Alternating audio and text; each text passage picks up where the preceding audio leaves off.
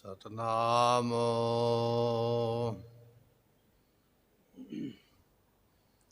ਵਾਹਿਗੁਰੂ ਜੀ।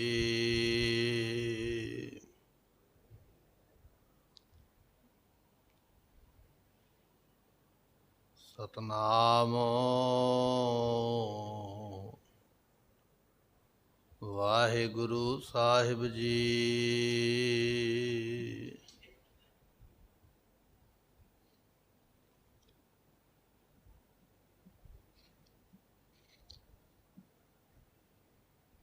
ਤੇਰੇ ਕਵਨ ਕਵਨ ਗੁਣ ਕਹਿ ਕਹਿ ਗਾਵਾਂ, ਤੂੰ ਸਾਹਿਬ ਗੁਣੀ ਨਿਧਾਨਾ। ਤੁਮਰੀ ਮਹਿਮਾ ਵਰਨ ਨ ਸਕੋ, ਤੂੰ ਠਾਕੁਰ ਊਚ ਭਗਵਾਨਾ। ਜੋ ਹਮਰੀ ਬਿਦ ਹੋਤੀ ਮੇਰੇ ਸਤਿਗੁਰਾ, ਸਾ ਬਿਦ ਤੁਮ ਹਰ ਜਾਣਹੁ ਆਪੇ। ਹਮ ਰੁਲਤੇ ਫਿਰਤੇ ਕੋਈ ਬਾਤ ਨ ਪੂਛਤਾ, ਗੁਰ ਸਤਿਗੁਰ ਸੰਗ ਕੀਰੇ ਹਮ ਥਾਪੇ। ਜਿਉ ਬੁਲਾਵੈ ਤਿਉ ਬੋਲੇ ਸੁਆਮੀ, ਕੁਦਰਤ ਕਵਨ ਹਮਾਰੀ। ਸਾਧ ਸੰਗ ਨਾਨਕ ਜਸ ਗਾਇਓ, ਜੋ ਪ੍ਰਭ ਕੀ ਆਤ ਪਿਆਰੀ। ਸੁਕਾਓ ਹੋਟਲ ਗੁਰ ਸੇਵ, ਆਹਨ ਸੁਸਾਹਜ ਸੁਭਾ। ਦਰਸ਼ਨ ਪਰਸੈ ਗੁਰੂ, ਜਨਮ ਮਰਨ ਦੁਖ ਜਾਇ। ਹੋਵੈ ਸਿਫਤ ਖਸਮ, ਮੂਰੇ ਅਰਸੋਂ ਕੁਰਸੋਂ। ਤੁਧ ਡਿਠੇ ਸੱਚੇ ਪਾਤਸ਼ਾਹ, ਮਲ ਜਨਮ ਜਨਮ ਕਟਿਐ। ਸਤਨਾਮ ਸ੍ਰੀ ਵਾਹਿਗੁਰੂ ਸਾਹਿਬ ਜੀਓ। ਸ਼ਲੋਕ ਮਹਲਾ ਤੀਜਾ। ਸੁਹਈਏ ਸੁਹਾਵੇਸ ਛੱਡ ਤੋਂ, ਤਾਂ ਫਿਰ ਲਗੀ ਪਿਆਰ। ਸੁਹੇ ਵੇਸ ਫਿਰ ਕਿਨੇ ਨਾ ਪਾਇਓ, ਮਨ ਮੁਖ ਤਜ ਮੁਈ ਗਵਾਰ। ਸਤਿਗੁਰ ਮਿਲਿਆ ਸੁਹਾ ਵੇਸ ਗਿਆ, ਹਉਮੈ ਵਿੱਚੋਂ ਮਾਰ। ਮਨ ਤਨ ਰਤਾ ਲਾਲ ਹੋਆ, ਰਸਨਾ ਰਤੀ ਗੁਣ ਸਾਰ।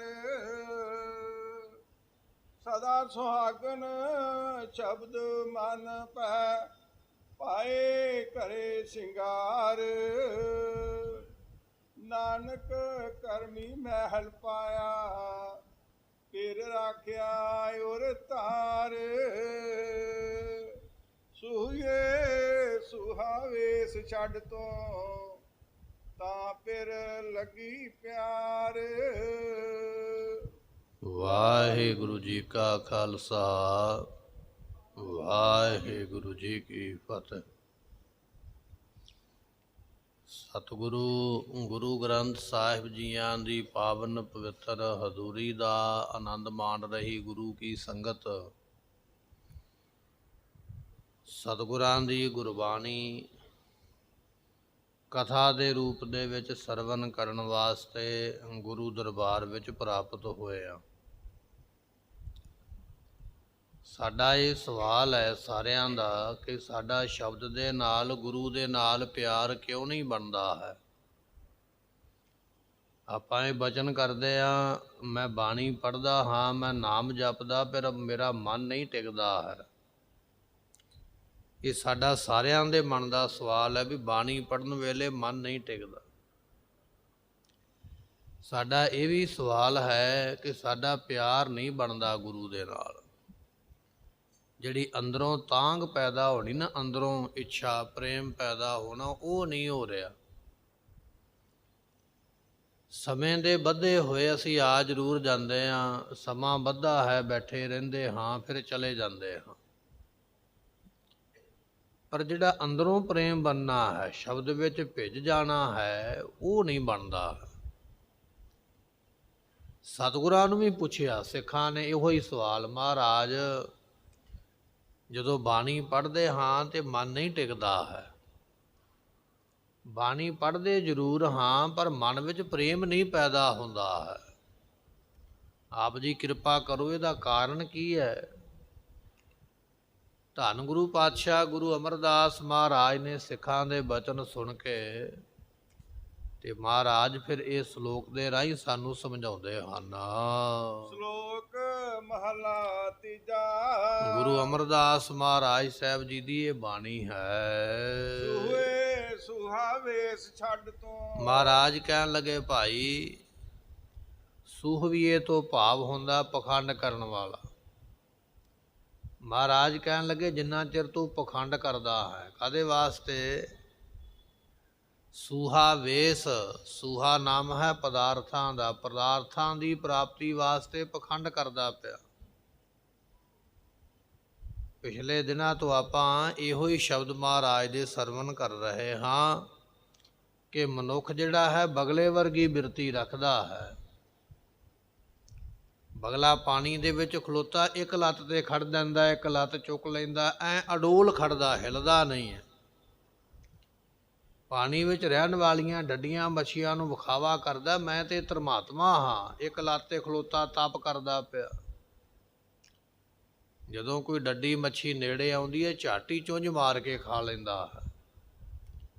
ਬਗਲਾ ਵਿਖਾਉਂਦਾ ਤੇ ਇਹ ਪਿਆ ਵੀ ਮੈਂ ਬੜਾ ਤਪਸਵੀ ਹਾਂ, ਪਰ ਤਪਸਵੀ ਹੈ ਨਹੀਂ ਹੈ। ਉਹ ਤੇ ਮੌਕਾ ਲੱਭਦਾ ਵੀ ਕਦੋਂ ਸ਼ਿਕਾਰ ਮੇਰੇ ਕੋਲ ਆਵੇ ਤੇ ਮੈਂ ਖਾਵਾਂ। ਗੁਰਮੁਖੋ, ਹਾਲਤ ਮਨੁੱਖ ਦੀ ਵੀ ਐਸੀ ਹੈ। ਅਸੀਂ ਵੇਖਣ ਨੂੰ ਵਿਖਾਉਣ ਨੂੰ ਇਸ ਤਰ੍ਹਾਂ ਲੱਗਦੇ ਵੀ ਮੈਂ ਜਪੀ ਹਾਂ, ਤਪੀ ਹਾਂ, ਮੈਨੂੰ ਲੋਭ ਕੋਈ ਨਹੀਂ ਹੈ, ਲਾਲਚ ਕੋਈ ਨਹੀਂ ਹੈ, ਮੈਂ ਰੱਜਿਆ ਹੋਇਆ ਹਾਂ। ਪਰ ਕੇਵਲ ਇਹ ਵਿਖਾਵਾ ਹੈ। ਅੰਦਰ ਸਾਡੇ ਲੋਭ ਦੀ ਲਹਿਰ ਵੀ ਚੱਲਦੀ ਹੈ। ਲੋਭ ਲਹਿਰ ਅਤ ਨੀਜਰ ਬਾਜੈ, ਕਾਇਆ ਡੂਬੈ ਕੇਸਵਾ। ਲੋਭ ਦੀ ਲਹਿਰ ਚੱਲਦੀ ਰਹਿੰਦੀ ਹੈ, ਭਾਵੇਂ ਕੋਈ ਬੰਦਾ 18 ਸਾਲ ਦਾ ਹੈ ਤੇ ਭਾਵੇਂ 88 ਸਾਲ ਦਾ ਹੈ, ਉਮਰਾਂ ਕੋਈ ਵੀ ਹੋਵੇ, ਧਨ ਪਦਾਰਥ ਕਿੰਨਾ ਵੀ ਕੋਲ ਹੋਵੇ, ਲੋਭ ਦੀ ਲਹਿਰ ਤੇ ਹਰੇਕ ਦੇ ਅੰਦਰ ਵੱਜਦੀ ਪਈ। ਸਤਿਗੁਰੂ ਫਰਮਾਉਂਦੇ, ਸੂਹੀਏ ਸੂਹਾ ਵੇਸ ਛੱਡ ਤੂੰ। ਸੂਹਵੀਏ ਤੋਂ ਭਾਵ ਹੈ ਪਖੰਡ ਕਰਨ ਵਾਲਾ ਹੈ, ਪਖੰਡ ਕਰਨ ਵਾਲੇ ਪਖੰਡੀਆ। ਸੂਹਾ ਨਾਮ ਹੈ ਪਦਾਰਥਾਂ ਦਾ, ਪਦਾਰਥਾਂ ਦੇ ਵਾਸਤੇ ਜਿਹੜਾ ਤੂੰ ਪਖੰਡ ਵਾਲਾ ਲਿਬਾਸ ਬਣਾਇਆ ਹੈ। ਰਹਿਤ ਅਵਰ ਕਸ਼ ਅਵਰ ਕਮਾਵਤ, ਮਨ ਨਹੀਂ ਪ੍ਰੀਤ ਮੁਖੋਂ ਗੰਢ ਲਾਵਤ।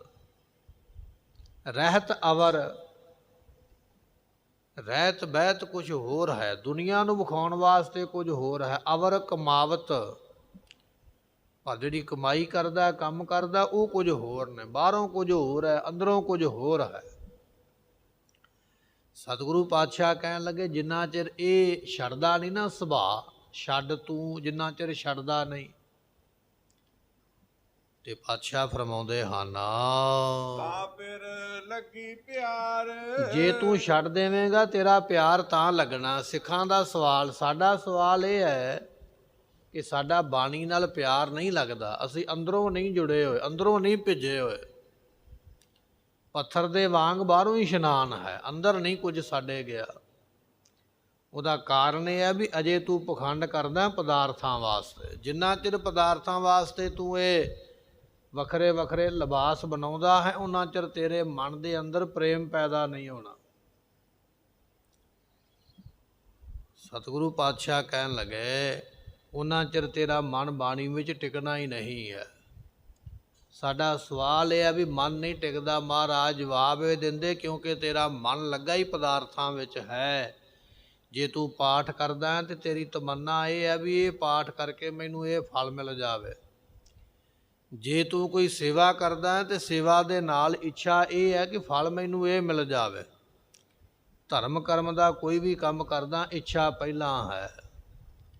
ਪਾਤਸ਼ਾਹ ਕਹਿਣ ਲੱਗੇ ਪਖੰਡ ਵਾਲਾ ਲਿਬਾਸ ਛੱਡ ਦੇ, ਪਦਾਰਥਾਂ ਦੀ ਆਸ ਕਰਨੀ ਛੱਡ ਦੇ, ਤਾਂ ਫਿਰ ਲੱਗੀ ਪਿਆਰ, ਤਾਂ ਤੇਰਾ ਪਰਮਾਤਮਾ ਦੇ ਨਾਲ ਪਿਆਰ ਲੱਗੇਗਾ, ਨਹੀਂ ਤੇ ਨਹੀਂ ਲੱਗੇਗਾ।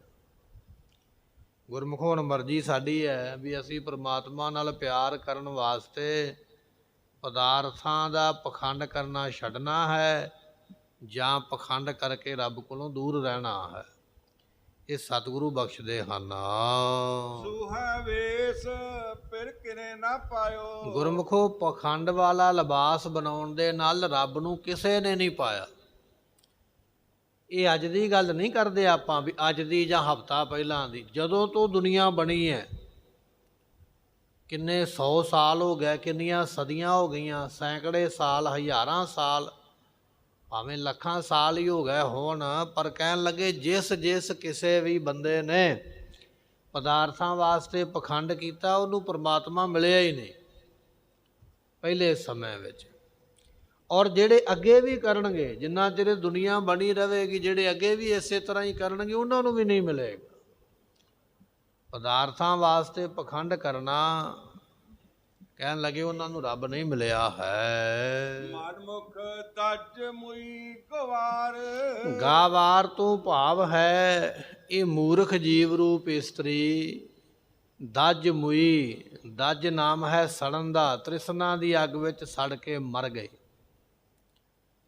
ਗੁਰਮੁਖੋ ਸਾਰੀ ਉਮਰ ਨਹੀਂ ਤ੍ਰਿਸ਼ਨਾ ਮੁੱਕਦੀ ਹੈ, ਜਨਮ ਤੋਂ ਲੈ ਕੇ ਮਰਨ ਤੱਕ ਕਦੇ ਕਿਸੇ ਵਸਤੂ ਦੀ ਇੱਛਾ, ਕਦੇ ਕਿਸੇ ਵਸਤੂ ਦੀ ਇੱਛਾ ਹੈ। ਜਵਾਨੀ ਦੇ ਵਿੱਚ ਪਦਾਰਥਾਂ ਦੀ ਇੱਛਾ ਕਰਦਾ ਹੈ, ਤ੍ਰਿਸ਼ਨਾ ਹੈ ਆ ਮਿਲ ਜਾਵੇ।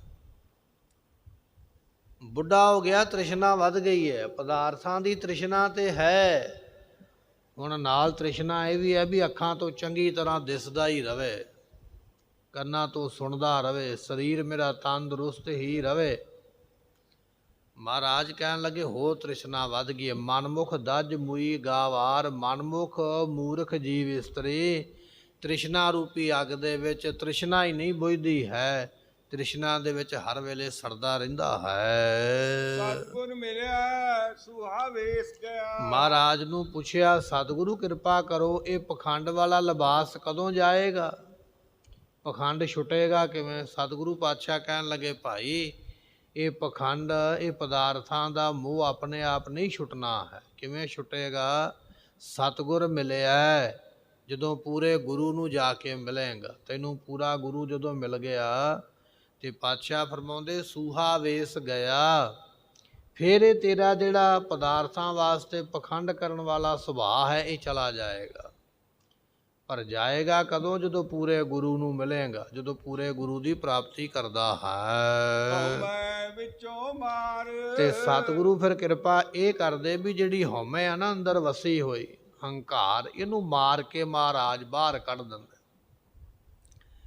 ਜਿਵੇਂ ਕੋਈ ਪੂਰਾ ਹਕੀਮ ਪਾਰੇ ਨੂੰ ਮਾਰ ਦਿੰਦਾ ਹੈ, ਐਸੇ ਤਰ੍ਹਾਂ ਪੂਰਾ ਗੁਰੂ ਜੋ ਹੈ ਗੁਰਮੁਖੋ ਹਉਮੈ ਨੂੰ ਮਾਰ ਕੇ ਪਰੇ ਕਰ ਦਿੰਦਾ ਹੈ। ਮਨ ਤਨ ਰਤਾ ਲਾਲ ਹੋਆ। ਉਹਨਾਂ ਗੁਰਮੁਖਾਂ ਦਾ ਮਨ ਅਤੇ ਤਨ ਪ੍ਰੇਮ ਦੇ ਸਹਿਤ ਹੋ ਗਿਆ।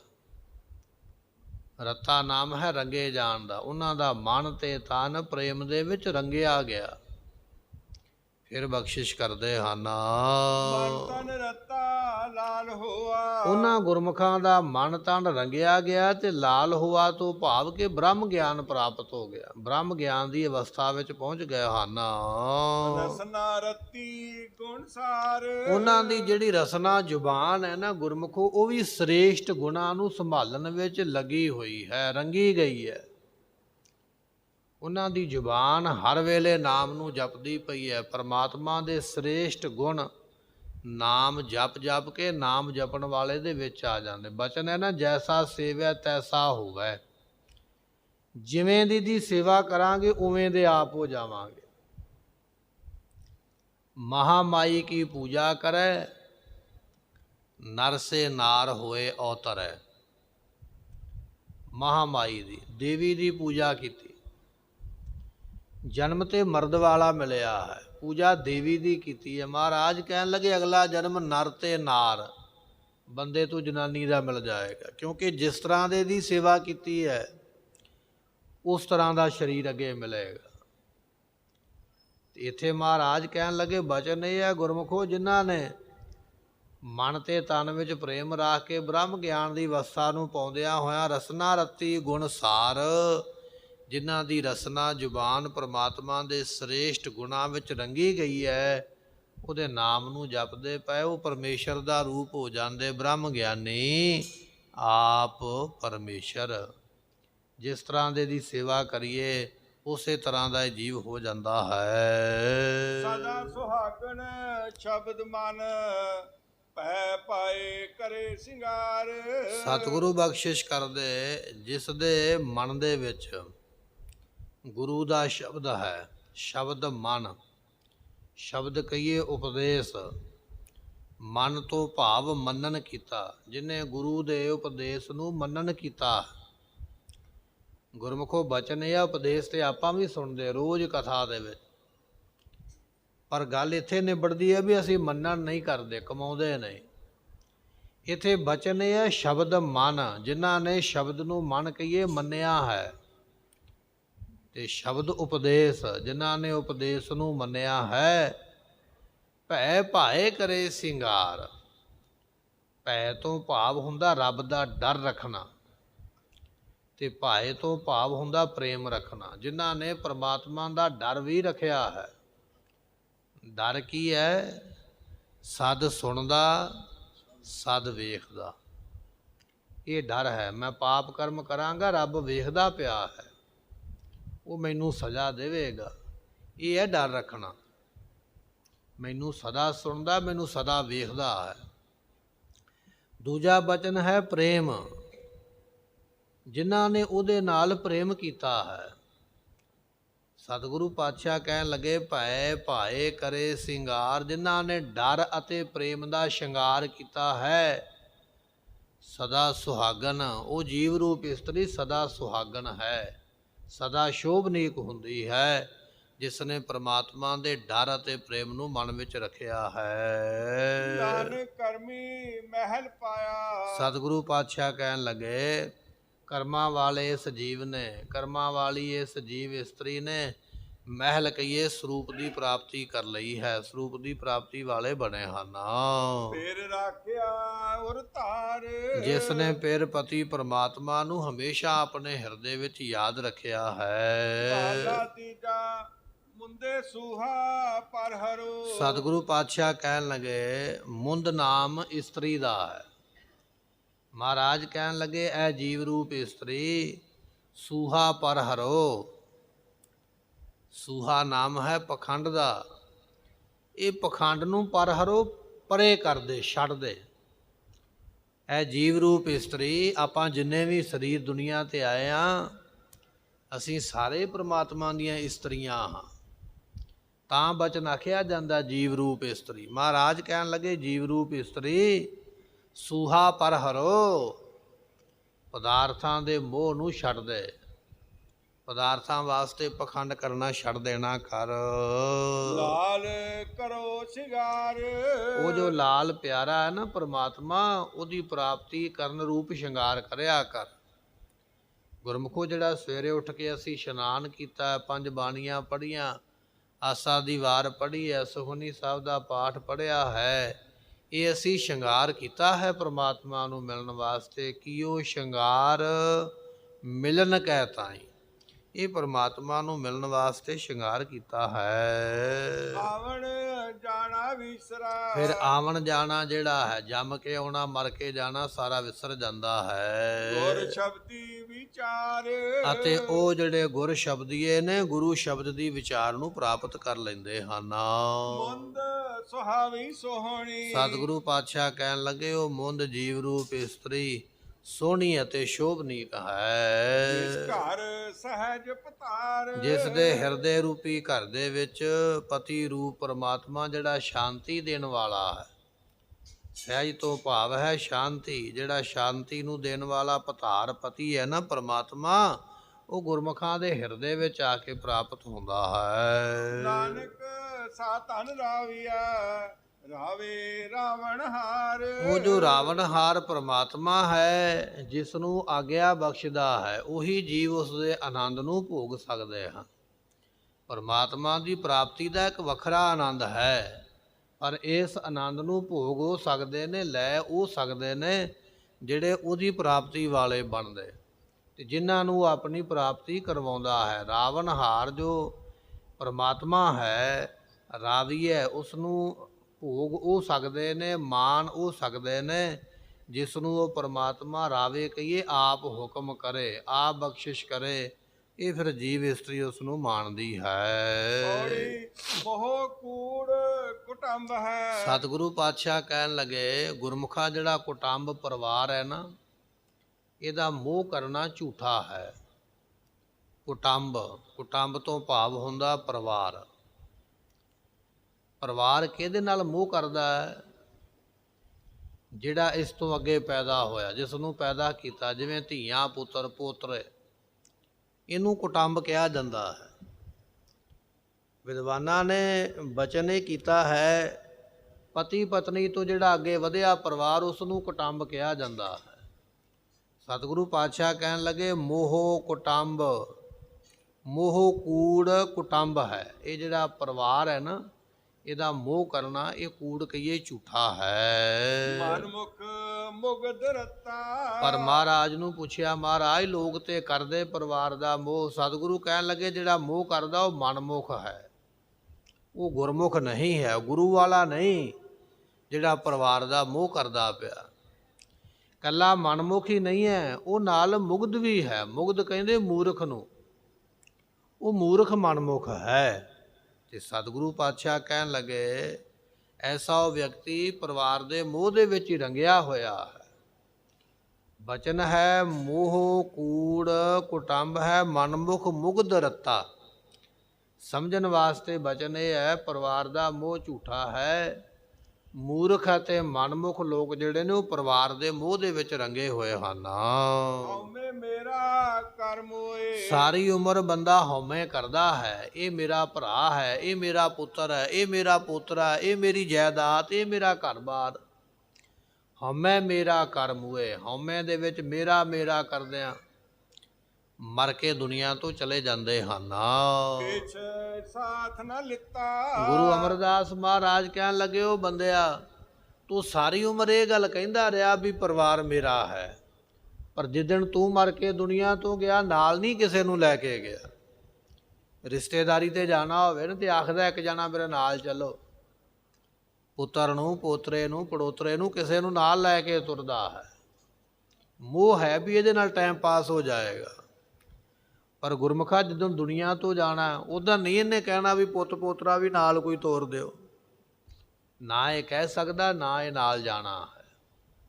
ਸਤਿਗੁਰੂ ਪਾਤਸ਼ਾਹ ਕਹਿਣ ਲੱਗੇ, ਹਉਮੈ ਮੇਰਾ ਕਰਮ ਹੋਏ। ਸਾਰੀ ਉਮਰ ਹਉਮੈ ਵਿੱਚ ਫਸਿਆ ਰਿਹਾ, ਪਰਿਵਾਰ ਦੇ ਮੋਹ ਵਿੱਚ ਫਸਿਆ ਰਿਹਾ। ਇਹ ਮੇਰਾ ਹੈ, ਇਹ ਮੇਰਾ ਹੈ। ਪਰ ਕਿਸ ਸਾਥ ਨਾ ਲਿੱਤਾ। ਜਦੋਂ ਮਰ ਕੇ ਦੁਨੀਆ ਤੋਂ ਜਾਣਾ, ਕਿਸੇ ਨੇ ਤੇਰੇ ਨਾਲ ਕੁਝ ਨਹੀਂ ਭੇਜਣਾ ਹੈ, ਅਤੇ ਨਾ ਹੀ ਤੂੰ ਕੁਝ ਨਾਲ ਲਿਜਾ ਸਕਦਾ ਹੈ। ਲੈ ਕੇ ਵੀ ਕੁਝ ਨਹੀਂ ਜਾਣਾ। ਮੇਰੀ ਮੇਰੀ ਕਰਤੇ ਜਨਮ ਗਇਓ, ਸਾਇਰ ਸੋਖ ਭੁਜੰਗ ਬਲਿਓ। ਮਹਾਰਾਜ ਜੀਆਂ ਦਾ ਬਚਨ ਹੈ ਨਾ, ਮੇਰੀ ਮੇਰੀ ਕਰਦਿਆਂ 20 ਸਾਲ ਲੰਘ ਗਏ, 40 ਸਾਲ ਲੰਘ ਗਏ, 60 80 ਸਾਲ ਲੰਘ ਗਏ। ਮੇਰੀ ਮੇਰੀ ਕਰਦਾ ਰਿਹਾ, ਪਰ ਮਰਨ ਵੇਲੇ ਨਾਲ ਕੁਝ ਨਹੀਂ ਗਿਆ ਹੈ। ਮੇਰੀ ਮੇਰੀ ਕਰਦਿਆਂ ਬਣਾਏ ਪਦਾਰਥ ਇੱਥੇ ਦੁਨੀਆ ਵਿੱਚ ਰਹਿ ਜਾਂਦੇ ਹਨ।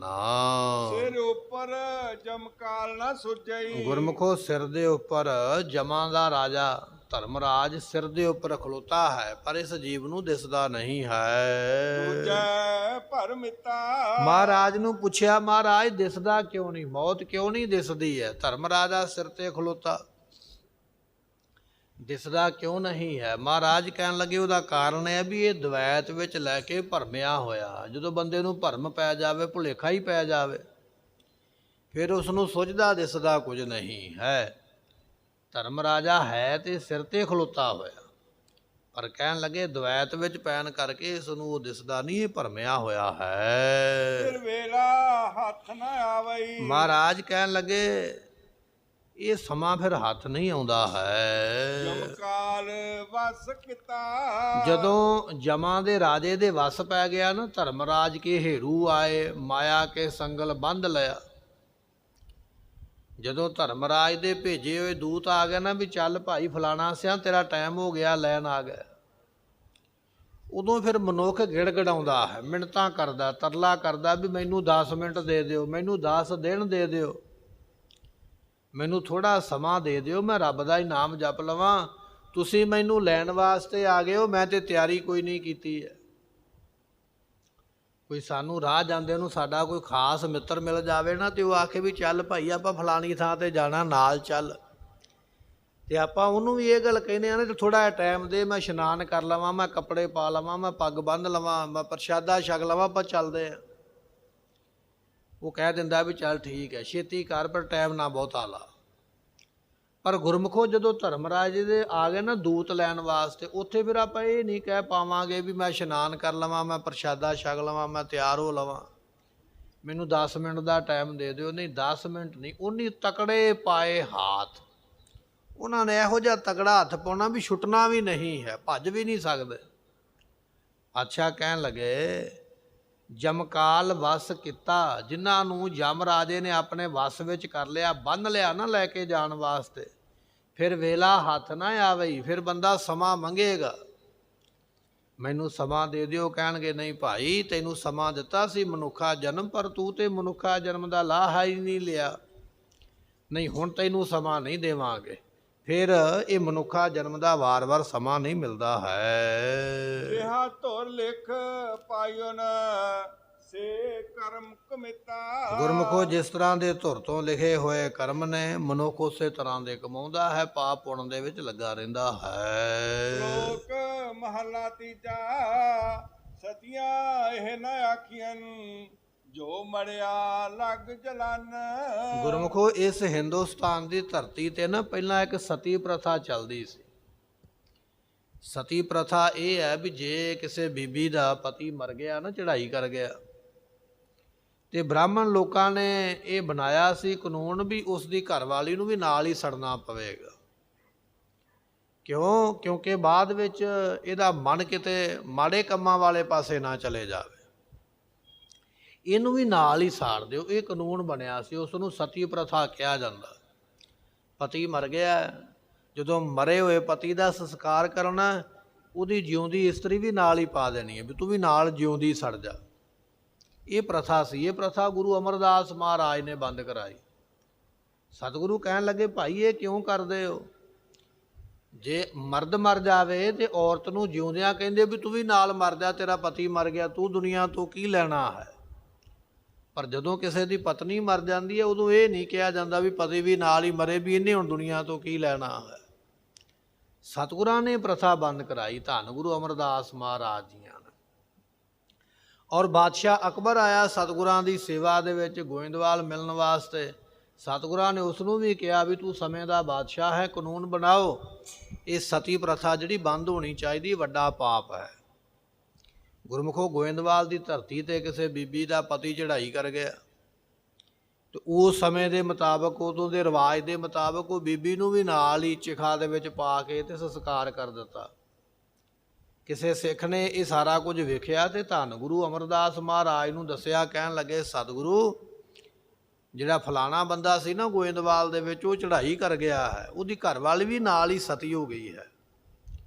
ਜਦੋਂ ਇਹ ਬਚਨ ਸੁਣਿਆ, ਗੁਰੂ ਅਮਰਦਾਸ ਪਾਤਸ਼ਾਹ ਕਹਿਣ ਲੱਗੇ ਹਨ ਸਤੀਆਂ ਇਹ ਨਾ ਆਖੀਆਂ। ਮਹਾਰਾਜ ਕਹਿਣ ਲੱਗੇ ਭਾਈ ਇਹਨਾਂ ਨੂੰ ਸਤੀਆਂ ਨਹੀਂ ਕਿਹਾ ਜਾਂਦਾ ਹੈ, ਇਹ ਸਤੀਆਂ ਨਹੀਂ ਹਨ। ਮੜਿਆ ਲੱਗ ਜਲਨ। ਮੜਿਆਂ ਤੋਂ ਭਾਵ ਹੁੰਦਾ ਮੁਰਦਾ, ਜਿਹੜੀਆਂ ਮੁਰਦੇ ਦੇ ਨਾਲ ਸੜ ਗਈਆਂ ਉਹ ਸਤੀਆਂ ਕੋਈ ਨਹੀਂ ਹਨ, ਉਹਨਾਂ ਨੂੰ ਸਤੀਆਂ ਨਹੀਂ ਕਿਹਾ ਜਾਂਦਾ ਹੈ। ਨਾਨਕ ਸਤੀਆਂ ਜਾਣੀਆਂ। ਸਤਿਗੁਰੂ ਪਾਤਸ਼ਾਹ ਕਹਿਣ ਲੱਗੇ ਸਤੀਆਂ ਤੇ ਉਹ ਹੁੰਦੀਆਂ ਨੇ, ਸਤੀਆਂ ਉਹਨਾਂ ਨੂੰ ਆਖਿਆ ਜਾਂਦਾ ਹੈ ਜੇ ਬਿਰਹੇ ਚੋਟ ਮਰਨ।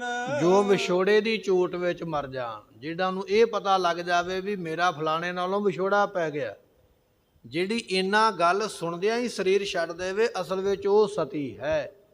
ਜਿਹਨੂੰ ਐਵੇਂ ਵਿਚਾਰੀ ਨੂੰ ਬੰਨ੍ਹ ਕੇ ਤਾਨਾ ਮਿਹਣਾ ਦੇ ਕੇ ਕੁੱਟ ਮਾਰ ਕੇ ਚੜਾਇਆ ਚਿਖਾ ਦੇ ਉੱਪਰ ਵੀ ਚੱਲ ਤੈਨੂੰ ਸੜਨਾ ਪੈਣਾ, ਉਹ ਸਤੀ ਕਾਹਦੀ? ਉਹਦਾ ਤੇ ਮਨ ਹੀ ਨਹੀਂ ਮੰਨਿਆ, ਨਾ ਹੀ ਉਹਦਾ ਮਨ ਮਿਲਿਆ ਹੈ। ਮਹਾਰਾਜ ਕਹਿਣ ਲੱਗੇ ਸਤੀਆਂ ਇਹ ਨਾ ਆਖੀਆਂ, ਇਹਨਾਂ ਨੂੰ ਸਤੀਆਂ ਨਹੀਂ ਕਿਹਾ ਜਾਂਦਾ। ਜੋ ਮੜਿਆਂ ਲੱਗ ਜਲਨ, ਜਿਹੜੀਆਂ ਮੁਰਦਿਆਂ ਦੇ ਨਾਲ ਸੜ ਗਈਆਂ, ਮੁਰਦੇ ਪਤੀ ਦੇ ਨਾਲ ਸੜ ਗਈਆਂ, ਨਾਨਕ ਸਤੀਆਂ ਜਾਣੀਆਂ ਨ।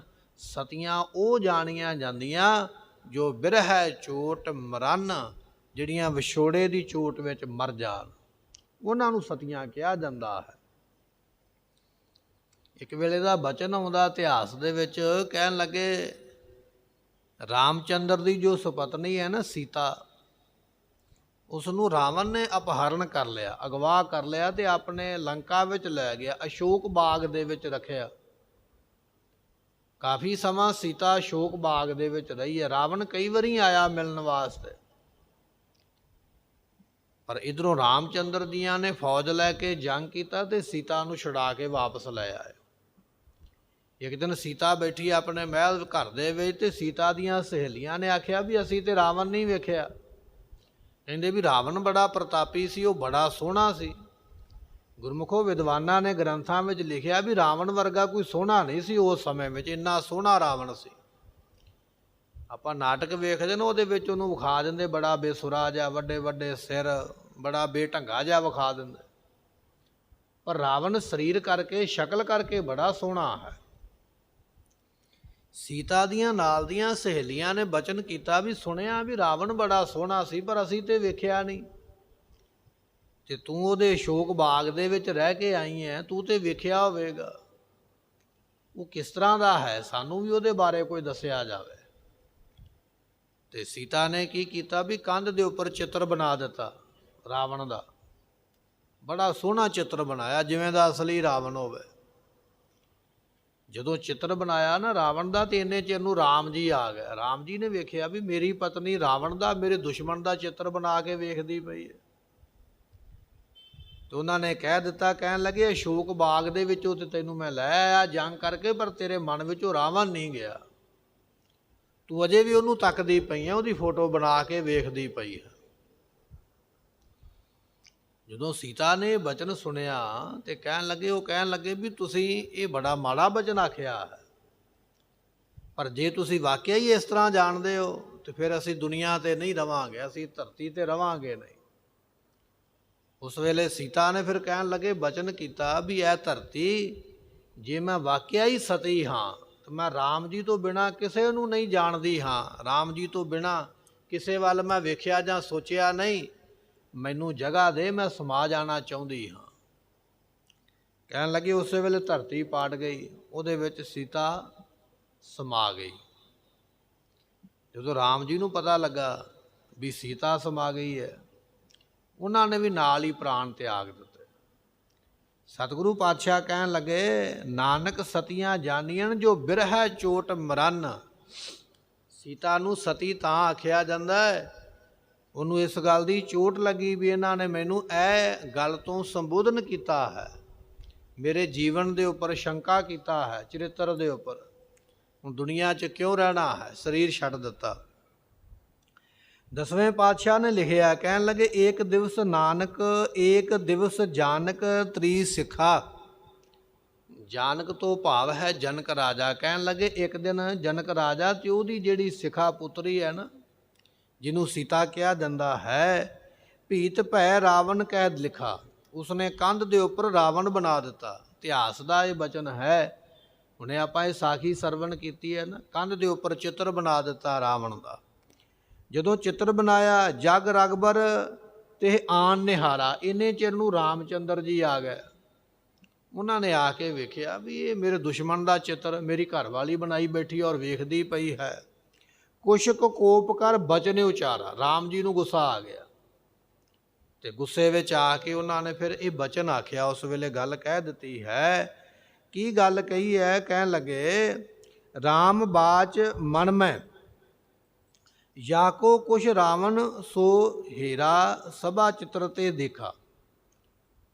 ਰਾਮ ਜੀ ਨੇ ਵੇਖਿਆ ਵੀ ਇਹ ਸਾਰੇ ਜਾਣੇ ਰਾਵਣ ਦਾ ਚਿੱਤਰ ਦੇਖਦੇ ਪਏ, ਰਾਵਣ ਦੀ ਫੋਟੋ ਦੇਖਦੇ ਪਏ ਬਣਾ ਕੇ। ਇਹ ਗੱਲ ਦਾ ਗੁੱਸਾ ਆਇਆ ਹੈ। ਬਚਨ ਸੁਣਤ ਸੀਤਾ ਭਈ ਰੋਖਾ। ਸੀਤਾ ਜੀ ਗੁੱਸੇ ਹੋ ਗਏ ਬਚਨ ਸੁਣ ਕੇ ਵੀ ਮੇਰੇ ਜੀਵਨ ਤੇ ਚਰਿੱਤਰ ਤੇ ਸ਼ੰਕਾ ਕੀਤਾ ਹੈ। ਪ੍ਰਭ ਮੋਹਿ ਅਜਹੂ ਲਗਾਵਤ ਦੋਖਾ। ਮੈਨੂੰ ਲੈ ਤੇ ਆਏ ਰਾਵਣ ਕੋਲੋਂ ਛੁਡਾ ਕੇ, ਪਰ ਮੇਰੇ ਤੇ ਅਜੇ ਵੀ ਦੋਸ਼ ਲਾਉਂਦੇ ਪਏ ਵੀ ਮੇਰਾ ਜੀਵਨ ਠੀਕ ਨਹੀਂ ਹੈ, ਮੈਂ ਰਾਵਣ ਨੂੰ ਵੇਖਦੀ ਪਈ ਹਾਂ। ਜੋ ਮੇਰੇ ਬਚ ਕਰਮ ਕਰ, ਜੇ ਮੇਰੇ ਬਚਨਾਂ ਵਿੱਚ ਜਾਂ ਮੇਰੇ ਕਰਮਾਂ ਵਿੱਚ ਹਿਰਦੈ ਬਸਤ ਰਘਬੀਰ, ਵੀ ਰਾਮ ਹੀ ਵਸਦਾ ਹੈ। ਮੇਰੇ ਬਚਨਾਂ ਦੇ ਵਿੱਚ ਵੀ ਰਾਮ ਦੀ ਗੱਲ ਹੈ, ਮੇਰੇ ਕਰਮਾਂ ਦੇ ਵਿੱਚ ਵੀ ਰਾਮ ਦੀ ਹੀ ਗੱਲ ਹੈ, ਮੇਰੇ ਹਿਰਦੇ ਦੇ ਵਿੱਚ ਵੀ ਰਾਮ ਹੀ ਵਸਦਾ ਹੈ। ਹਿਰਦੈ ਬਸੈ ਰਘਬੀਰ, ਪ੍ਰਿਥੀ ਪੈੜ ਮੋਹਿ ਦੀਜੀਐ। ਆ ਧਰਤੀ ਮੈਨੂੰ ਰਾਹ ਦੇ, ਮੈਨੂੰ ਰਸਤਾ ਦੇਣਾ ਕਰ, ਅਤੇ ਲੀਜੈ ਮੋਹਿ ਮਿਲਾਏ, ਮੈਨੂੰ ਆਪਣੇ ਵਿੱਚ ਮਿਲਾ ਲਾ। ਮੈਂ ਹੁਣ ਦੁਨੀਆ ਤੇ ਰਹਿਣਾ ਨਹੀਂ ਚਾਹੁੰਦੀ, ਮੈਂ ਜਿਉਣਾ ਨਹੀਂ ਚਾਹੁੰਦੀ ਹਾਂ। ਸੀਤਾ ਦਾ ਅੰਤ ਕਿਉਂ ਹੋਇਆ? ਇਹ ਹੈ ਸਾਖੀ, ਵੀ ਸੀਤਾ ਇਸ ਤਰ੍ਹਾਂ ਦੇ ਨਾਲ ਮਰੀ, ਆਪਣਾ ਸਰੀਰ ਇਸ ਤਰ੍ਹਾਂ ਛੱਡਿਆ। ਸੁਣਤ ਬਚਨ ਧਰਣੀ ਫਟ ਗਈ। ਵਿਦਵਾਨ ਕਹਿੰਦੇ ਵੀ ਇਹਨਾਂ ਬਚਨ ਸੀਤਾ ਦਾ ਸੁਣਦਿਆਂ ਧਰਤੀ ਪਾੜ ਗਈ। ਜਦੋਂ ਧਰਤੀ ਪਾੜ ਗਈ ਹੈ, ਲੋਪ ਸੀਆ ਤੇ ਭੀਤਰ ਭਈ, ਉਹ ਜਿਹੜੀ ਸੀਆ ਸੀਤਾ ਹੈ ਫਿਰ ਉਹ ਧਰਤੀ ਵਿੱਚ ਚਲੇਗੀ, ਅਲੋਪ ਹੋ ਗਈ। ਚਕਰਤ ਰਹੇ ਨਿਰਖ ਰਘੁਰਾਈ। ਰਾਮਚੰਦਰ ਜੀ ਵੇਖ ਕੇ ਬੜੇ ਹੈਰਾਨ ਹੋਏ ਵੀ ਇਹ ਕੀ ਬਣਿਆ ਹੈ। ਰਾਜ ਕਰਨ ਕੀ ਆਸ ਚੁਕਾਈ। ਉਹਨਾਂ ਨੇ ਵੀ ਛੱਡ ਦਿੱਤਾ ਵੀ ਹੁਣ ਮੈਂ ਰਾਜ ਨਹੀਂ ਕਰਨਾ ਹੈ, ਹੁਣ ਨਹੀਂ ਰਾਜ ਕਰਾਂਗੇ। ਰਾਜ ਕਰਨ ਦੀ ਇੱਛਾ ਉਹਨਾਂ ਨੇ ਵੀ ਛੱਡ ਦਿੱਤੀ ਹੈ। ਇਹ ਜਗ ਧੂਰ ਧੌਲ ਹਰ। 10ਵੇਂ ਪਾਤਸ਼ਾਹ ਕਹਿੰਦੇ ਉਹ ਬੰਦਿਆ, ਇਹ ਸੰਸਾਰ ਧੂਏ ਦਾ ਪਹਾੜ ਹੈ। ਕਿਹ ਕੋ ਆਇਓ ਨਾ ਕਾਮ। ਇਹ ਦੁਨੀਆ ਕਦੇ ਕਿਸੇ ਦੇ ਕੰਮ ਨਹੀਂ ਆਈ ਹੈ। ਧੂਆਂ ਇੱਕੇ ਵਾਰੀ ਆਕਾਸ਼ ਨੂੰ ਚੜ੍ਹ ਜਾਵੇ ਨਾ, ਗੋਲੇ ਜਿਹੇ ਬਣ ਜਾਣ, ਤੁਸੀਂ ਉਸ ਧੂਏ ਦਾ ਜਿੰਨਾ ਮਰਜ਼ੀ ਚਾਹੋ ਵੀ ਮੈਂ ਇਹਨੂੰ ਵਰਤ ਲਵਾਂ, ਧੂਆਂ ਜਿਹੜਾ ਉੱਡ ਗਿਆ ਚੁੱਲ੍ਹੇ ਵਿੱਚੋਂ ਬਣ ਕੇ, ਉਹ ਕਦੇ ਕਿਸੇ ਦੇ ਕੰਮ ਨਹੀਂ ਆਇਆ। ਸਤਿਗੁਰੂ ਪਾਤਸ਼ਾਹ ਕਹਿਣ ਲੱਗੇ ਦੁਨੀਆ ਧੂਏ ਦਾ ਪਹਾੜ ਹੈ, ਇਹ ਦੁਨੀਆ ਕਦੇ ਕਿਸੇ ਦੇ ਕੰਮ ਨਹੀਂ ਆਈ ਹੈ। ਇਹ ਜਗ ਧੂਰੋ ਧੌਲ ਹਾਰ, ਕਿਹ ਕੋ ਆਇਓ ਨਾ ਕਾਮ। ਰਗਬਰ ਬਿਨ ਸੀ ਨਾ ਜੀਐ, ਸੀ ਬਿਨ ਜੀਐ ਨਾ ਰਾਮ। ਸੀਤਾ ਜੀ ਰਾਮ ਜੀ ਬਿਨਾਂ ਜਿਉਂਦੇ ਨਹੀਂ ਰਹਿ ਸਕਦੇ, ਔਰ ਰਾਮ ਜੀ ਸੀਤਾ ਜੀ ਬਿਨਾਂ ਨਹੀਂ ਜਿਉਂਦੇ ਰਹਿ ਸਕਦੇ। ਜਦੋਂ ਸੀਤਾ ਜੀ ਨੇ ਜਾਣਿਆ ਵੀ ਇਹਨਾਂ ਨੇ ਬਚਨ ਇਸ ਤਰ੍ਹਾਂ ਦਾ ਕੀਤਾ, ਕਹਿਣ ਲੱਗੇ ਕੀ ਕਰਨਾ ਜਿਉਂ ਕਿ ਧਰਤੀ ਵਿੱਚ ਸਮਾ ਗਏ। ਜਦੋਂ ਰਾਮ ਜੀ ਨੂੰ ਪਤਾ ਲੱਗਾ ਵੀ ਸੀਤਾ ਚਲੇ ਗਈ ਹੈ, ਉਹਨਾਂ ਨੇ ਵੀ ਨਾਲ ਹੀ ਆਪਣਾ ਸਰੀਰ ਛੱਡ ਦਿੱਤਾ। ਧੰਨ ਗੁਰੂ ਅਮਰਦਾਸ ਮਹਾਰਾਜ ਜੀ ਕਹਿਣ ਲੱਗੇ ਨਾਨਕ ਸਤੀਆਂ ਜਾਨੀਆਂ ਜੋ ਬਿਰਹੈ ਚੋਟ ਮਰਨ। ਸਤੀ ਉਹਨੂੰ ਕਿਹਾ ਜਾਂਦਾ ਹੈ ਜਿਹੜੀ ਵਿਛੋੜੇ ਦੀ ਚੋਟ ਦੇ ਨਾਲ ਮਰ ਜਾਵੇ, ਤਨ ਤਿਆਗ ਦੇਵੇ, ਉਹ ਸਤੀ ਹੈ। ਜਿਹਨੂੰ ਬੰਨ੍ਹ ਕੇ ਵਿਚਾਰੀ ਨੂੰ ਬਦੋ ਬਦੀ ਅੱਗ ਤੇ ਸੁੱਟਿਆ ਗਿਆ ਵੀ ਲੈ ਨਾਲ ਤੂੰ ਵੀ ਮੜ, ਉਸ ਨੂੰ ਸਤੀ ਨਹੀਂ ਕਿਹਾ ਜਾਂਦਾ ਹੈ। ਮਹਲਾ ਤੀਜਾ ਪੀਸੋ ਸਤੀਆਂ ਜਾਣੀਆਂ। ਸਤਿਗੁਰੂ ਪਾਤਸ਼ਾਹ ਕਹਿਣ ਲੱਗੇ ਉਹ ਵੀ ਸਤੀਆਂ ਜਾਣੀਆਂ ਜਾਂਦੀਆਂ। ਇੱਕ ਸਤੀਆਂ ਦਾ ਹੋਰ ਬਚਨ ਕਰਦੇ ਹਨ, ਸੀਲ ਸੰਤੋਖ ਰਹਨ। ਜਿਨ੍ਹਾਂ ਦਾ ਸੀਲ ਸੁਭਾਅ ਹੈ, ਜਿਨ੍ਹਾਂ ਦੇ ਮਨ ਵਿੱਚ ਸੰਤੋਖ ਹੈ ਨਾ, ਉਹ ਭਾਵੇਂ ਪਤੀ ਦੇ ਨਾਲ ਨਹੀਂ ਸਤੀ ਹੋਈਆਂ, ਨਹੀਂ ਸੜੀਆਂ, ਪਰ ਸਤੀਆਂ ਉਹ ਵੀ ਨੇ ਜਿਨ੍ਹਾਂ ਦਾ ਸੁਭਾਅ ਸੀ ਹੈ, ਸੀਲ ਸੁਭਾਅ ਵਾਲੀਆਂ, ਔਰ ਜਿਨ੍ਹਾਂ ਦੇ ਕੋਲ ਸੰਤੋਖ ਹੈ। ਪਾਤਸ਼ਾਹ ਕਹਿਣ ਲੱਗੇ ਉਹਨਾਂ ਬੀਬੀਆਂ ਨੂੰ ਵੀ ਸਤੀਆਂ ਹੀ ਸਮਝ ਲਵੋ ਜਿਹੜੀਆਂ ਸੰਤੋਖ ਧਾਰੀ ਬੈਠੀਆਂ, ਜਾਂ ਜਿਨ੍ਹਾਂ ਦਾ ਸੀਲ ਸੁਭਾਅ ਹੈ। ਸੇਵਨ ਸਾਈ ਆਪਣਾ, ਜਿਹੜੀਆਂ ਆਪਣੇ ਮਾਲਕ ਦੀ ਸੇਵਾ ਕਰਦੀਆਂ ਹਨ, ਪਤੀ ਦੀ ਸੇਵਾ ਕਰਦੀਆਂ ਹਨ।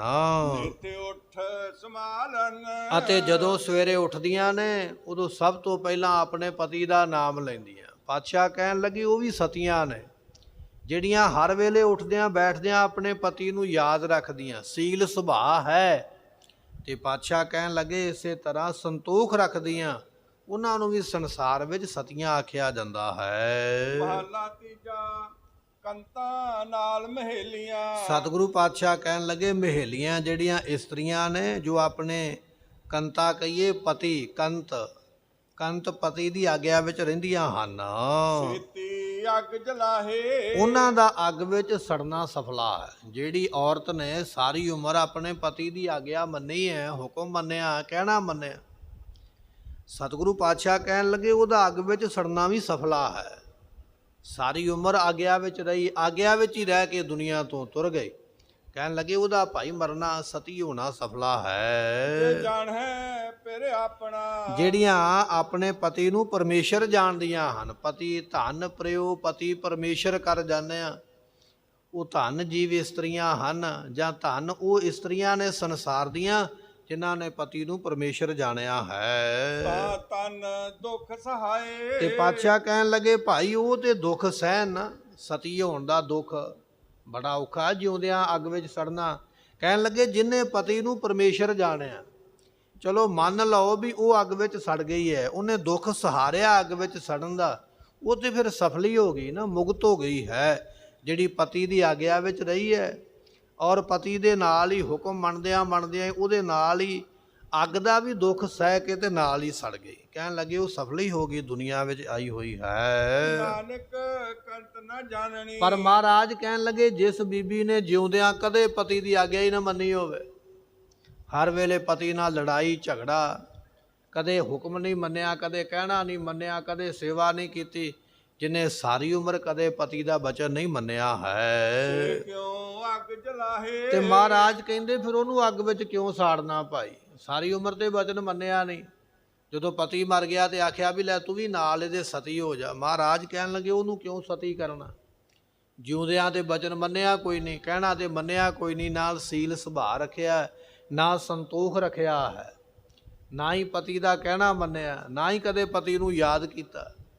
ਤੇ ਪਾਤਸ਼ਾਹ ਕਹਿਣ ਲੱਗੇ ਫਿਰ ਐਸੀ ਇਸਤਰੀ ਜਿਹੜੀ ਹੈ ਜਿਸ ਨੂੰ ਵਿਭਚਾਰਨ ਕਿਹਾ ਜਾਂਦਾ ਹੈ, ਮਾੜੇ ਜੀਵਨ ਵਾਲੀ, ਕਹਿਣ ਲੱਗੇ ਉਹਨੂੰ ਭਾਈ ਅੱਗ ਦੇ ਵਿੱਚ ਫਿਰ ਕਿਉਂ ਸਾੜਨਾ ਹੈ?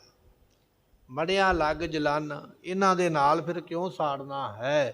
ਕਿਉਂ ਉਸ ਨੂੰ ਅੱਗ ਵਿੱਚ ਪਾ ਕੇ ਸਾੜਨਾ ਕਰੀਏ? ਭਾਵੇਂ ਜੀਵੋ ਕੈ ਮਰੋ। ਮਹਾਰਾਜ ਕਹਿਣ ਲੱਗੇ ਭਾਵੇਂ ਉਹ ਪਤੀ ਤੋਂ ਬਾਅਦ ਵਿੱਚ ਜਿਉਂਦੀ ਰਵੇ ਤਾਂ ਵੀ ਕੋਈ ਫਰਕ ਨਹੀਂ ਹੈ, ਕਿਉਂਕਿ ਜਿਉਂਦਿਆਂ ਤੇ ਉਹਨੇ ਕਦੇ ਪਤੀ ਨੂੰ ਯਾਦ ਨਹੀਂ ਕੀਤਾ, ਮਰਿਆ ਉਹਨੇ ਕਿੱਥੋਂ ਕਰ ਲੈਣਾ ਹੈ? ਜਿਉਂਦਿਆਂ ਉਹਨੇ ਕਦੇ ਸੇਵਾ ਨਹੀਂ ਕੀਤੀ, ਮਰੇ ਤੋਂ ਮਗਰੋਂ ਵੀ ਕੀ ਸੇਵਾ ਕਰਨੀ ਹੈ? ਐਸੀ ਇਸਤਰੀ ਭਾਵੇਂ ਜਿਉਂਦੀ ਰਵੇ ਤੇ ਭਾਵੇਂ ਮਰ ਜਾਵੇ, ਕਹਿਣ ਲੱਗੇ ਕੋਈ ਫਰਕ ਨਹੀਂ ਹੈ। ਭੱਜ ਜਾਹੇ। ਸਤਿਗੁਰੂ ਪਾਤਸ਼ਾਹ ਕਹਿਣ ਲੱਗੇ ਭਾਵੇਂ ਉਹ ਪਤੀ ਦੇ ਨਾਲ ਰਵੇ ਤੇ ਭਾਵੇਂ ਉਹ ਪਤੀ ਨੂੰ ਛੱਡ ਕੇ ਭੱਜ ਜਾਵੇ, ਕੋਈ ਫਰਕ ਨਹੀਂ ਹੈ। ਜਿਹਦਾ ਜੀਵਨ ਮਾੜਾ ਹੈ ਨਾ, ਜੀਵਨ ਚੰਗਾ ਨਹੀਂ, ਉਹ ਭਾਵੇਂ ਸਾਰੀ ਉਮਰ ਕੁਕਰਮ ਕਰਦਿਆਂ ਬਾਅਦ ਚ ਆਖੇ ਵੀ ਮੈਂ ਤੇ ਪਤੀ ਦੇ ਨਾਲ ਸਤੀ ਹੋਣਾ ਹੈ, ਇਸ ਬਚਨ ਦਾ ਕੋਈ ਫਾਇਦਾ ਨਹੀਂ, ਕੋਈ ਸਤੀ ਨਹੀਂ ਹੋਣਾ ਹੈ, ਕਿਉਂਕਿ ਉਹ ਪਤੀ ਦੇ ਜੀਵਨ ਤੋਂ ਜਾਂ ਆਪਣੇ ਜੀਵਨ ਤੋਂ ਡਿੱਗ ਪਈ ਹੈ।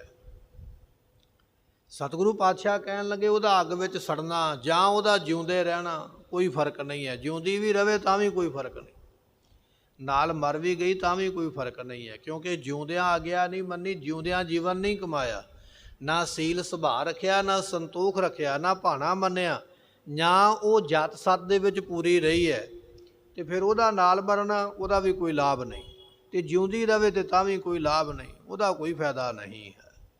ਕਈ ਵਾਰੀ ਕੀ ਹੁੰਦਾ ਆਪਾਂ ਦੇਖਦੇ, ਮੌਤ ਹੋ ਜਾਂਦੀ ਨਾ ਪਰਿਵਾਰ ਦੇ ਵਿੱਚ, ਪਤੀ ਪਤਨੀ ਸਾਰੀ ਉਮਰ ਲੜਦੇ ਰਹੇ, ਇੱਕ ਦੂਜੇ ਦਾ ਕਹਿਣਾ ਨਹੀਂ ਕਦੇ ਮੰਨਿਆ, ਇੱਕ ਦੂਜੇ ਤੋਂ ਉਲਟੀ ਚੱਲੇ, ਦੋਵਾਂ ਦਾ ਜੀਵਨ ਗਿਰਿਆ ਹੋਇਆ ਹੈ। ਪਰ ਜਦੋਂ ਦੋਨਾਂ ਵਿੱਚੋਂ ਇੱਕ ਮਰ ਜਾਂਦਾ ਨਾ, ਦੂਜਾ ਆਖਦਾ ਮੈਨੂੰ ਵੀ ਨਾਲ ਹੀ ਲੈ ਚਲੋ, ਮੈਂ ਵੀ ਨਾਲ ਹੀ ਮਰਨਾ ਚਾਹੁੰਦਾ, ਮੈਂ ਹੁਣ ਰਹਿ ਕੇ ਕੀ ਕਰਨਾ ਹੈ। ਇਹ ਤੇ ਕੇਵਲ ਦੁਨੀਆ ਨੂੰ ਵਿਖਾਉਣਾ ਹੈ ਵੀ ਮੈਨੂੰ ਬੜਾ ਦੁੱਖ ਹੋ ਗਿਆ ਹੈ, ਮੈਂ ਜਿਉਂ ਕੇ ਕੀ ਕਰਨਾ ਹੈ। ਪਰ ਐਸੇ ਵਿਅਕਤੀ ਦਾ ਮਰਨਾ ਤੇ ਭਾਵੇਂ ਜਿਉਂਦਾ ਰਹਿਣਾ ਕੋਈ ਫਰਕ ਨਹੀਂ ਹੈ। ਜਿਉਂਦਿਆਂ ਤੇ ਇੱਕ ਦੂਜੇ ਦੀ ਕਦੇ ਗੱਲਬਾਤ ਸੁਣੀ ਨਹੀਂ, ਦੁੱਖ ਸੁੱਖ ਵੰਡਿਆ ਨਹੀਂ, ਇੱਕ ਦੂਜੇ ਦੇ ਹੋ ਕੇ ਜੂਏ ਨਹੀਂ, ਕਦੇ ਇੱਕ ਦੂਜੇ ਦੇ ਬਣ ਕੇ ਨਹੀਂ ਜੂਏ, ਮਰਨ ਤੋਂ ਮਗਰੋਂ ਆਖਣਾ ਵੀ ਨਾਲ ਹੀ ਮੈਨੂੰ ਲੈ ਚੱਲ। ਉਹ ਕਿਹੜਾ ਬਾਹਰ ਕਿਸੇ ਵਿਦੇਸ਼ ਚੱਲਿਆ ਵੀ ਜਹਾਜ਼ ਦੀ ਟਿਕਟ ਬੁੱਕ ਕਰਾਈ ਬੈਠਾ ਵੀ ਤੈਨੂੰ ਵੀ ਨਾਲ ਲੈ ਜਾਵੇ। ਇਹ ਤੇ ਐਵੇਂ ਕਹਿਣਾ ਫਜ਼ੂਲ ਹੈ, ਜੀ ਬਹੁਤਾ ਕਰਦਾ ਤੇ ਤੂੰ ਵੀ ਨਾਲ ਛਾਲ ਮਾਰ ਦੇ। ਇਹ ਲੋਕਾਂ ਨੂੰ ਵਿਖਾਉਣਾ ਹੈ ਵੀ ਮੇਰਾ ਤੇ ਹੁਣ ਕੋਈ ਰਹਿ ਹੀ ਨਹੀਂ ਗਿਆ ਹੈ। ਇਹ ਤੇ ਪਖੰਡ ਵਾਲਾ ਬਚਨ ਹੈ, ਇਹਦੇ ਵਿੱਚ ਕੁਝ ਨਹੀਂ ਹੋਣਾ ਹੈ। ਜੇ ਜਿਉਂਦਿਆਂ ਨਹੀਂ ਹੁਕਮ ਮੰਨਿਆ, ਕਹਿਣਾ ਨਹੀਂ ਮੰਨਿਆ, ਸੀਲ ਸੁਭਾਅ ਸੰਤੋਖ ਨਹੀਂ ਰੱਖਿਆ, ਐਸੇ ਦਾ ਮਰਨ ਨਾਲ ਵੀ ਕੋਈ ਫਾਇਦਾ ਨਹੀਂ ਹੈ। ਇਸੇ ਸ਼ਬਦ ਨੂੰ ਮਹਾਰਾਜ ਫਿਰ ਸ਼ੁਰੂ ਤੋਂ ਬਖਸ਼ਿਸ਼ ਕਰਦੇ ਹਨ।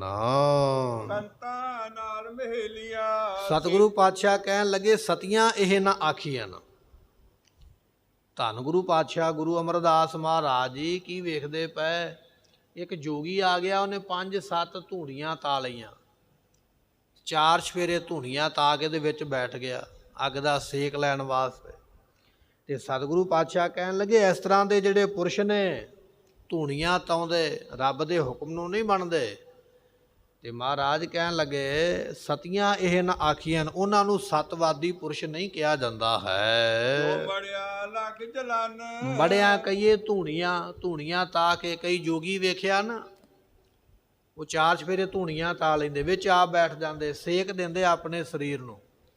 ਮਹਾਰਾਜ ਕਹਿਣ ਲੱਗੇ ਐਸੇ ਜੋਗੀ ਨੂੰ ਸਤਵਾਦੀ ਨਾ ਜਾਣੋ, ਜਿਹੜਾ ਐਵੇਂ ਅੱਗ ਬਾਲ ਕੇ ਸਰੀਰ ਨੂੰ ਸਾੜਦਾ ਹੈ। ਨਾਨਕ ਸਤੀਆਂ ਜਾਣੀਆਂ। ਮਹਾਰਾਜ ਕਹਿਣ ਲੱਗੇ ਸਤਵਾਦੀ ਪੁਰਸ਼ ਚੜ੍ਹਦੀ ਕਲਾ ਵਾਲੇ ਉਹ ਜਾਣੇ ਜਾਂਦੇ ਹਨ, ਬਿਰਹੇ ਚੋਟ ਮਰਨ ਉਹ ਪ੍ਰਮਾਤਮਾ ਦੇ ਵਿਛੋੜੇ ਦੀ ਚੋਟ ਨਾਲ ਮਰ ਜਾਣ, ਉਹ ਨੇ ਸਤਵਾਦੀ। ਗੁਰੂ ਨਾਨਕ ਦੇ ਪਾਤਸ਼ਾਹ ਸੰਗਲਾਦੀਪ ਗਏ ਨਾ, ਸ਼ਿਵ ਨਾਵ ਰਾਜਾ ਲੱਭਦਾ ਮਹਾਰਾਜ ਨੂੰ ਗਸ਼ ਖਾ ਕੇ ਧਰਤੀ ਤੇ ਡਿੱਗ ਪਿਆ। ਜਦੋਂ ਧਰਤੀ ਤੇ ਡਿੱਗਿਆ ਤੇ ਮਹਾਰਾਜ ਨੇ ਦਰਸ਼ਨ ਦਿੱਤੇ, ਆਖਿਆ ਸ਼ਿਵ ਨਾਵ ਕੀ ਹੋਇਆ? ਕਹਿਣ ਲੱਗਾ ਮਹਾਰਾਜ ਜਿਸ ਪਿਆਰੇ ਸਿਓ ਨੇਹੋ ਤਿਸੇ ਆਗੈ ਮਰ ਚੱਲੀਐ, ਧ੍ਰਿਗ ਜੀਵਨ ਸੰਸਾਰ ਤਾਕੈ ਪਾਛੈ। ਜੀਵਨਾ ਮਹਾਰਾਜ ਤੁਹਾਡੇ ਤੋਂ ਬਿਨਾਂ ਜਿਉਣਾ ਵੀ ਕਾਹਦਾ ਹੈ। ਸਤਿਗੁਰਾਂ ਨੇ ਬਖਸ਼ ਲਿਆ। ਕਹਿਣ ਲੱਗੇ ਇਹ ਹੈ ਜਿਨ੍ਹਾਂ ਨੂੰ ਪ੍ਰਮਾਤਮਾ ਦਾ ਪ੍ਰੇਮ ਲੱਗਾ ਹੈ ਨਾ, ਉਹਨਾਂ ਨੂੰ ਧੂਣੀਆਂ ਤਾਉਣ ਦੀ ਲੋੜ ਨਹੀਂ ਹੈ, ਅੱਗ ਦਾ ਸੇਕ ਲੈਣ ਦੀ ਲੋੜ ਨਹੀਂ, ਉਹ ਤੇ ਉਹਦੇ ਵਿਛੋੜੇ ਦੀ ਚੋਟ ਵਿੱਚ ਹੀ ਮਰ ਜਾਂਦੇ। ਮਹਾਰਾਜ ਕਹਿਣ ਲੱਗੇ ਵਿਣ ਡਿੱਠੇ ਮਰਿਓਦ, ਬਾਝ ਪਿਆਰੇ ਆਪਣੇ ਬਿਰਹੀ ਨਾ ਤੀਰੋਦ। ਇਹ ਬਾਣੀ ਦਾ ਬਚਨ ਹੈ। ਪਰਮਾਤਮਾ ਨੂੰ ਬਿਨਾਂ ਦੇਖੇ ਉਹਨਾਂ ਦਾ ਮਰਨਾ ਹੋ ਜਾਂਦਾ। ਕਹਿਣ ਲੱਗੇ ਆਪਣੇ ਪਿਆਰੇ ਨੂੰ ਵੇਖੇ ਤੋਂ ਬਿਨਾਂ ਕੋਈ ਧੀਰਜ ਹੁੰਦਾ ਹੀ ਨਹੀਂ, ਉਹਨਾਂ ਨੂੰ ਸਤਵਾਦੀ ਮਹਾਂਪੁਰਖ ਆਖਿਆ ਜਾਂਦਾ ਹੈ। ਸਤੀਆਂ ਜਾਣੀਆਂ। ਸਤਵਾਦੀ ਮਹਾਂਪੁਰਖ ਉਹ ਵੀ ਜਾਣੇ ਜਾਂਦੇ, ਆਖੇ ਜਾਂਦੇ ਹਨ। ਸੀਲ ਸੰਤੋਖ ਰਹਨ, ਜੋ ਸੀਲ ਸੁਭਾਅ ਸੰਤੋਖ ਜਤ ਸਤ ਇਹ ਸ਼ੁਭ ਗੁਣ ਰੱਖਦੇ ਹਨ। ਸੇਵਨ ਸਾਈਂ ਆਪਣਾ, ਆਪਣੇ ਮਾਲਕ ਪ੍ਰਮਾਤਮਾ ਨੂੰ ਸੇਵਦੇ ਨੇ, ਨਾਮ ਜਪਦੇ ਨੇ, ਸਿਮਰਨ ਕਰਦੇ ਹਨ। ਨਿਤ ਉੱਠ ਸਮਾਲਨ, ਅਤੇ ਨਿਤਾ ਪ੍ਰਤੀ ਸਵੇਰੇ ਉੱਠ ਕੇ ਇਸ਼ਨਾਨ ਕਰਕੇ ਨਾਮ ਜਪਦੇ ਹਨ। ਮਹਲਾ ਤੀਜਾ ਕੰਤਾ ਨਾਲ ਮਹਿਲੀਆਂ। ਸਤਿਗੁਰੂ ਪਾਤਸ਼ਾਹ ਕਹਿਣ ਲੱਗੇ ਜਿਹੜੀਆਂ ਜਗਿਆਸੂ ਰੂਪ ਇਸਤਰੀਆਂ ਪਤੀ ਦੀ ਆਗਿਆ ਦੇ ਵਿੱਚ ਰਹਿੰਦੀਆਂ ਹਨ, ਸਿੱਧੀ ਅੱਗ ਜਲਾਹੇ, ਭਾਈ ਉਹਨਾਂ ਦੀਆਂ ਧੂਣੀਆਂ ਤਾਉਣੀਆਂ, ਧੂਣੀਆਂ ਦਾ ਸੇਕ ਦੇਣਾ ਸਫਲਾ ਹੈ। ਜਿਹੜਾ ਪ੍ਰਮਾਤਮਾ ਦੀ ਆਗਿਆ ਵਿੱਚ ਰਹਿੰਦਾ ਨਾ, ਹੁਕਮ ਦੇ ਵਿੱਚ, ਉਹਦਾ ਧੂਣੀ ਤਾਉਣਾ ਵੀ ਸਫਲਾ ਹੈ। ਜਾਣਾ ਫਿਰ ਆਪਣਾ, ਜਿਹੜੀਆਂ ਪ੍ਰਮਾਤਮਾ ਨੂੰ ਆਪਣਾ ਪਤੀ ਜਾਣਦੀਆਂ ਹਨ, ਤਨ ਦੁੱਖ ਸਹਾਏ, ਭਾਈ ਉਹ ਧੂਣੀਆਂ ਦੇ ਤਾਉਣ ਦਾ ਦੁੱਖ ਸਹਿਣਾ ਉਹਨਾਂ ਵਾਸਤੇ ਠੀਕ ਹੈ ਜਿਨ੍ਹਾਂ ਨੇ ਪਤੀ ਨੂੰ ਪ੍ਰਮਾਤਮਾ ਜਾਣਿਆ ਹੈ। ਨਾਨਕ ਕੰਤ ਨਾ ਜਾਣਨੀ। ਪਰ ਮਹਾਰਾਜ ਕਹਿਣ ਲੱਗੇ ਦੂਜੇ ਪਾਸੇ ਜਿਨ੍ਹਾਂ ਨੇ ਪ੍ਰਮਾਤਮਾ ਦੀ ਆਗਿਆ ਕਦੇ ਜਾਣੀ ਨਹੀਂ, ਹੁਕਮ ਕਦੇ ਮੰਨਿਆ ਨਹੀਂ ਹੈ, ਕਿਉਂ ਅੱਗ ਜਲਾਹੇ। ਮਹਾਰਾਜ ਕਹਿਣ ਲੱਗੇ ਉਹਨਾਂ ਪਖੰਡੀ ਲੋਕਾਂ ਨੇ ਕਾਹਦੀਆਂ ਧੂਣੀਆਂ ਤਾਉਣੀਆਂ ਭਾਈ। ਹੁਕਮ ਤੇ ਕਦੇ ਰੱਬ ਦਾ ਮੰਨਿਆ ਨਹੀਂ, ਭਾਣਾ ਤੇ ਕਦੇ ਮੰਨਿਆ ਨਹੀਂ, ਧੂਣੀ ਤਾ ਕੇ ਬੈਠ ਗਿਆ ਵੀ ਮੈਂ ਤੇ ਜੋਗੀ ਆ, ਮੈਂ ਤੇ ਅੱਗ ਦੇ ਸੇਕ ਦੇ ਨਾਲ ਆਪਣੇ ਆਪ ਨੂੰ ਸਾੜਦਾ ਪਿਆ। ਮਹਾਰਾਜ ਕਹਿਣ ਲੱਗੇ ਐਸੇ ਬੰਦੇ ਦਾ ਧੂਣੀ ਤਾਉਣ ਦਾ ਕੋਈ ਫਾਇਦਾ ਨਹੀਂ ਹੈ। ਭਾਵੇਂ ਜੀਵੋ ਕੈ ਮਰੋ, ਭਾਵੇਂ ਉਹ ਬੰਦਾ ਧੂਣੀ ਤਾ ਕੇ ਬੈਠਾ ਰਵੇ ਤੇ ਭਾਵੇਂ ਧੂਣੀ ਤੋਂ ਬਿਨਾਂ ਹੀ ਬੈਠਾ ਰਵੇ, ਭਾਵੇਂ ਸੜ ਜਾਵੇ ਤੇ ਭਾਵੇਂ ਬਚ ਜਾਵੇ, ਉਹਦਾ ਕੀ ਲਾਭ ਹੈ। ਦੂਰੋਂ ਹੀ ਭੱਜ ਜਾਏ, ਭਾਵੇਂ ਉਹ ਦੂਰੋਂ ਹੀ ਭੱਜ ਜਾਵੇ, ਛੱਡ ਜਾਵੇ ਤੇ ਭਾਵੇਂ ਉਹ ਜਪਦਾ ਰਵੇ, ਐਸੇ ਦਾ ਕੋਈ ਲਾਭ ਨਹੀਂ ਹੈ। ਤੂੰ ਦੁੱਖ ਸੁੱਖ ਨਾਲ ਪਾਇਆ, ਲੇਖ ਕਰਤੇ ਲਿਖਿਆ। ਭਾਈ ਕਰਤੇ ਅਕਾਲ ਪੁਰਖ ਨੇ ਜਦੋਂ ਆਪਾਂ ਨੂੰ ਪੈਦਾ ਕੀਤਾ ਹੈ ਨਾ, ਸਾਨੂੰ ਪੈਦਾ ਕਰਦਿਆਂ ਹੀ ਸਾਡੇ ਖਾਤੇ ਵਿੱਚ ਉਹਨੇ ਪਾ ਦਿੱਤਾ ਹੈ ਵੀ ਇਹਦੇ ਅਕਾਊਂਟ ਵਿੱਚ ਇੰਨੇ ਦੁੱਖ ਆਉਣਗੇ, ਇਹਦੇ ਜੀਵਨ ਵਿੱਚ ਇੰਨੇ ਸੁੱਖ ਆਉਣਗੇ। ਪ੍ਰਮਾਤਮਾ ਨੇ ਪੈਦਾ ਕਰਦਿਆਂ ਹੀ ਦੁੱਖ ਤੇ ਸੁੱਖ ਨਾਲ ਹੀ ਸਾਡੇ ਹਿੱਸੇ ਪਾ ਦਿੱਤੇ ਉਸਨੇ, ਵੀ ਆ ਭਾਈ ਤੂੰ ਜ਼ਿੰਦਗੀ ਵਿੱਚ ਭੋਗਣੇ ਹਨ। ਜੇਵੜ ਹੋਰ ਦਾਤ ਨਹੀਂ, ਨਾਮ ਦੇ ਬਰਾਬਰ ਕੋਈ ਦੁਨੀਆ ਦੀ ਦਾਤ ਨਹੀਂ ਹੈ। ਨਾਮ ਦੇ ਨਾਲ ਦੁੱਖ ਕੱਟੇ ਜਾਂਦੇ ਹਨ। ਇਸ ਰੂਪ ਨਾ ਰਖਿਆ, ਉਸ ਪ੍ਰਮਾਤਮਾ ਦਾ ਕੋਈ ਰੂਪ ਰੇਖਾ ਰੰਗ ਨਹੀਂ ਹੈ। ਨਾਮ ਅਖੁੱਟ ਨਿਧਾਨ ਹੈ। ਨਾਮ ਦਾ ਖਜ਼ਾਨਾ ਅਖੁੱਟ ਅਮੁੱਕ ਹੈ, ਕਦੇ ਮੁੱਕਦਾ ਨਹੀਂ ਹੈ। ਗੁਰਮੁਖ ਮਨ ਵਸਿਆ, ਗੁਰਮੁਖਾਂ ਦੇ ਮਨ ਵਿੱਚ ਉਹ ਪਰਮੇਸ਼ਰ ਵਸਦਾ ਹੈ। ਕਰ ਕਿਰਪਾ ਨਾਮ ਦੇਵ ਸੀ, ਜਿਨ੍ਹਾਂ ਦੇ ਉੱਪਰ ਕਿਰਪਾ ਕਰਦਾ ਉਹਨਾਂ ਨੂੰ ਨਾਮ ਦਿੰਦਾ ਹੈ। ਲੇਖ ਨਾ ਲਿਖਿਆ, ਜਿਨ੍ਹਾਂ ਨੂੰ ਨਾਮ ਦਿੰਦਾ ਫਿਰ ਉਹਨਾਂ ਦੇ ਲੇਖੇ ਦੀ ਕੋਈ ਵਿਚਾਰ ਨਹੀਂ ਹੈ। ਉਹਨਾਂ ਦਾ ਲੇਖਾ ਦੁਬਾਰਾ ਨਹੀਂ ਉਹ ਲਿਖਦਾ, ਦੁਬਾਰਾ ਲਿਖ ਕੇ ਕਰਮਾਂ ਨੂੰ ਭੋਗਣ ਵਾਸਤੇ ਨਹੀਂ ਭੇਜਦਾ ਹੈ, ਨਾ ਉਹਨਾਂ ਦੇ ਲੇਖੇ ਦੀ ਕੋਈ ਵਿਚਾਰ ਹੁੰਦੀ ਹੈ। ਸੇਵਕ ਭਾਏ ਸੇ ਜਨ ਮਿਲੇ, ਗੁਰਮੁਖੋ ਜਿਨ੍ਹਾਂ ਨੇ ਸੇਵਕਾ ਭਾਵ ਧਾਰਿਆ ਹੈ, ਜਿਹੜੇ ਸੇਵਕ ਬਣ ਗਏ ਉਹ ਗੁਰਮੁਖ ਜਨ ਮਿਲੇ ਹਨ। ਜਿਨ ਹਰ ਜਪ ਜਪਿਆ, ਜਿਨ੍ਹਾਂ ਨੇ ਹਰੀ ਦੇ ਜਪ ਨੂੰ ਜਪਿਆ ਹੈ ਉਹ ਸੇਵਕ ਭਾਵਨਾ ਨੂੰ ਧਾਰਨ ਕਰਦੇ। ਜਿਨ੍ਹਾਂ ਨੇ ਸੇਵਕ ਭਾਵ ਧਾਰਿਆ ਉਹ ਪ੍ਰਮਾਤਮਾ ਨੂੰ ਮਿਲ ਜਾਂਦੇ। ਇਹ ਸਤਿਗੁਰਾਂ ਨੇ ਬਖਸ਼ਿਸ਼ ਕੀਤੀ। ਵਿਚਾਰ ਕਰਦੇ ਹਾਂ ਭੁੱਲ ਚੁੱਕ ਦੀ ਮੁਆਫੀ ਦਿਓ ਸੱਜਣ ਅਸੀਂ ਸੜੀਆਂ ਜੋ ਹੋਵੇ ਸਾਹਿਬ ਸਿਓ ਮੇਲ। ਕਰ ਕਿਰਪਾ ਨਾਮ ਦੇਵ ਸੀ, ਫਿਰ ਲੇਖ ਨਾ ਲਿਖਿਆ। ਸੇਵਕ ਪਾਏ ਸੇ ਜਨ ਮਿਲੇ, ਜਿਨ ਹਰ ਜਪ ਜਪਿਆ। ਵਾਹਿਗੁਰੂ ਜੀ ਕਾ ਖਾਲਸਾ, ਵਾਹਿਗੁਰੂ ਜੀ।